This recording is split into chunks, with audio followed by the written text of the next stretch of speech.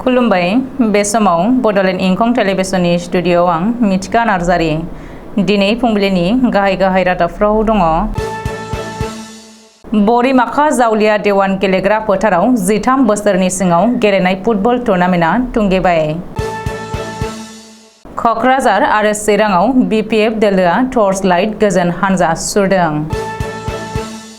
तेलेंगानायाव दै बानाया गाज्रिसिन महर लादों।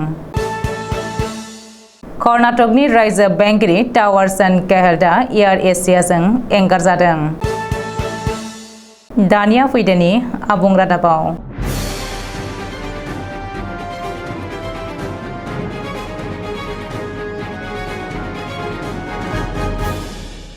बाक्सा जिल्ला एबसुनि बानजायनायाव 13 बोसोर बैसोनि जोलुर गेलेनाय बादायलायनाया थुंगेबाय। गोख्रों नारानाथा बे जोलुर गेलेनाय बादायलायनायाव खोला बिजनी दखरा एबसुआ बरमा दखरा एबसुखौ 1 गलाव फेजेननो हायो।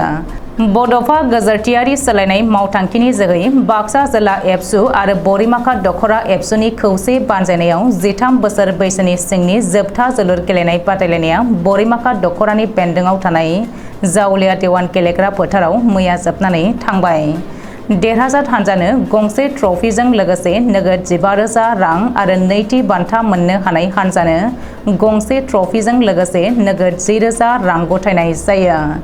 बे जोबथा गेलेनाय बादायलायनाय आरो बान्था राननाय हाबाफारियाव आलासि महरै बाहागो लायो बिटिसि आयेन आफादनि बुंथिगिरि काथिराम बर', मिरु एबसुनि लोगो आफादगिरि रोमदोन बसुमतारी, बाक्सा जिल्ला एबसुनि बोसोनगिरि आरो मोनसे समनि बुंथिगिरि बिसोमखोर बसुमतारीया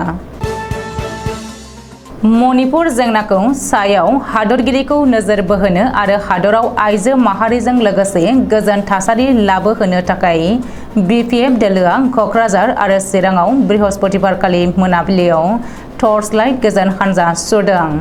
क'क्राझार जिल्ला कमिटि बिपिएफ दोलोनि हेफाजाबाव आइजो गांखंआ जोबोद गाजा गोमजायै बाहागो लानानै बिपिएफ दोलोनि मावख'निफ्राय जागायजेननानै जोहोलाव दैमालु र'ड जानानै क'क्राझार जिल्ला बेंगिरिनि मावख'सिम हानजा सुरो आरो क'क्राझार जिल्ला बेंगिरिनि जोहै हादरगिरि द्रौपदी मुर्मुनो गांसे गोसोखांलाइ गथायो। बारग' मन्त्रि प्रमिला रानी ब्रह्मआ बुंदों दि आथिखालाव सा सानजा रायजोनि मणिपुराव मोननै हारिनि गेजेराव हारियारि दाङाबाजि सोलिबाय थानायाव सुबुंनि जिउ खांनायाव जोबोद गिख्रंथाव जालांनो हमदों। आइजोफोरनि सायाव इनाय अनागार हाबाफोरा बांलांनो हमदों। बेनिखायनो हादरगिरिया थोंजोङै मणिपुरनि जेंनाखौ सुस्रांनायाव बाहागो लानांगौ होननानै खावलायदों।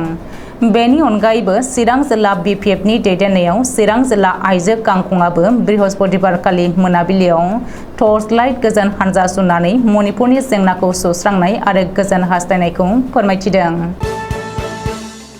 थाद'नाय गैयै जुब जुब अखा हाबाय थानायनि जाहोनाव आथिखालाव तेलेंगानानि मोनफ्रोमबो जिल्लायावनो जोबोद गाज्रिसिन महर लादों। शुक्रबारखालि हनुमाकान्दायाव सासे बाइक सालायग्राया बाइकजों लोगोसेनो दैयाव गोजावलांफादों।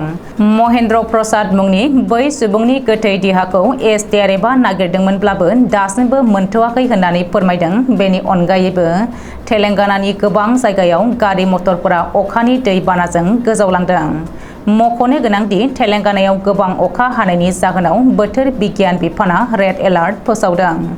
बुधबारखालि तेलेंगानायाव बयनिख्रुइबो देरसिन आरो गोजौसिन मुलुगु जिल्लानि मुथ्यालाधारा दै बाज्रुमखौ नायनो थांनाय सा 85 दावबायारिफ्रा गोबां अखा हानानै लामायाव दै लोमनायनि जाहोनाव फैफिननो हायाखैमोन। रायजो सरकारा बिसोर गासैखौबो हेलिकप्टारनि जोहै रैखा खालामदों होननानै मिथिहोदों। मख'नो गोनांदि मुलुगु जिल्लानि मुथ्यालाधारा दै बाज्रुमा मोनसे गोजौ जाहारबारियावसोमोन। बेनिखायनो बै जायगायाव रावबो सुबुं थाया।